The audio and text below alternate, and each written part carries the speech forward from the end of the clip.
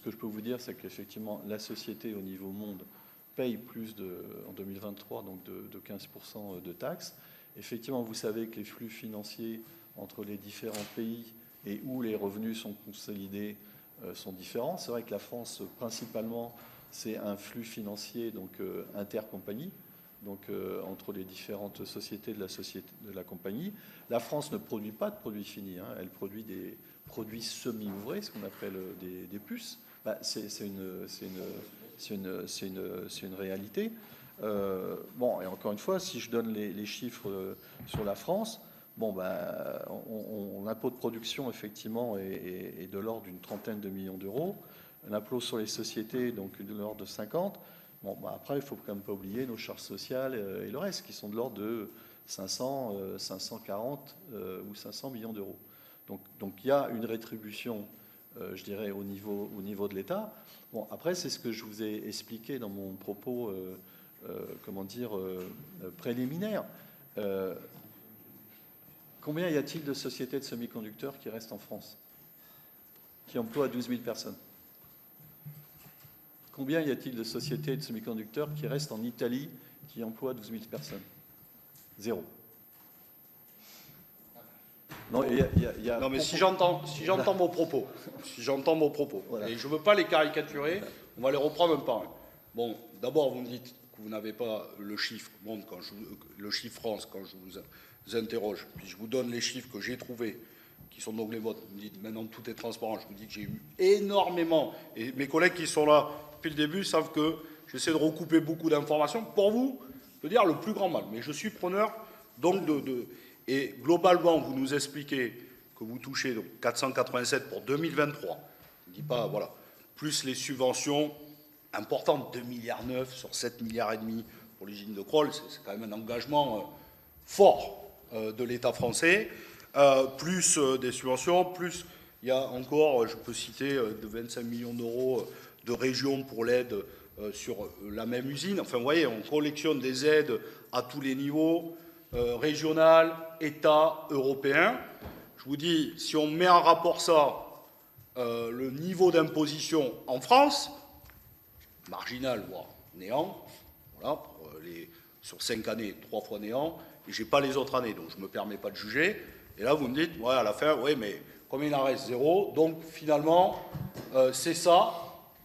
Donc, on doit subventionner à gogo et jamais se poser la question du retour sur notamment une des questions qui est importante, sur le taux d'imposition. Et vous avez raison, il est entre 7 et 15% suivant les années au niveau monde, mais même l'administration américaine considère que ce taux est trop faible.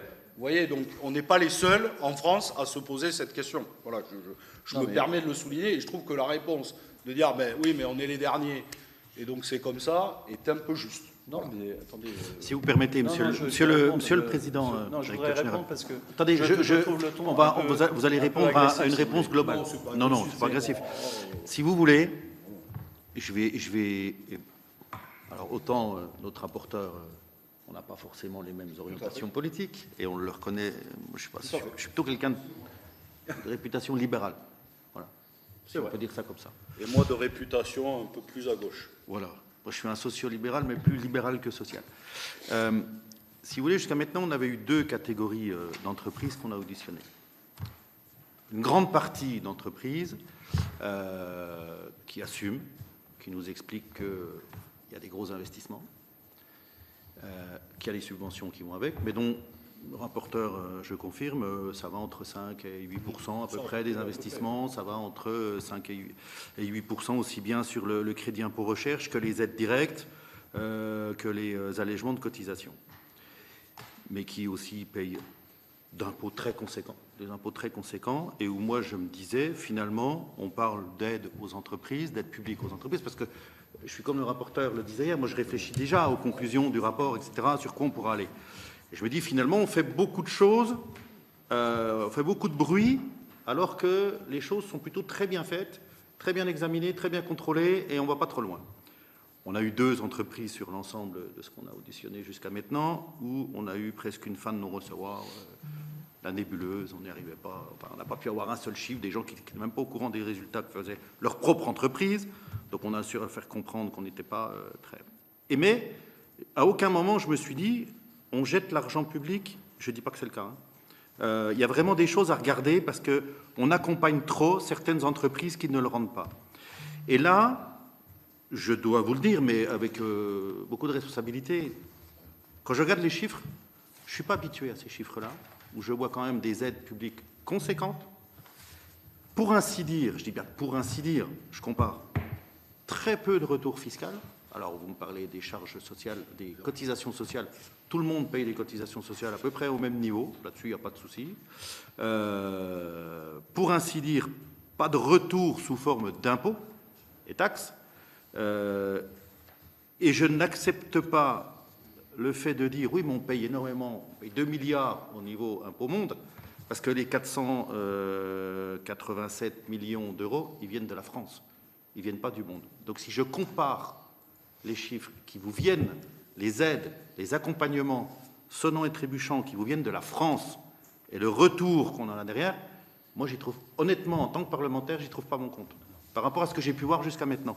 Parce que je vois 487 millions d'euros d'aides spécifiques, alors composé, oui, 334 millions d'aides directes, 119 de CIR, 34 d'allègement de cotisation. Je ne m'attends pas à quasiment zéro d'impôt derrière. Parce que les aides publiques ne sont pas faites pour que vous alliez payer des impôts ailleurs. Ils sont faits aussi pour que vous créez de la richesse pour notre pays.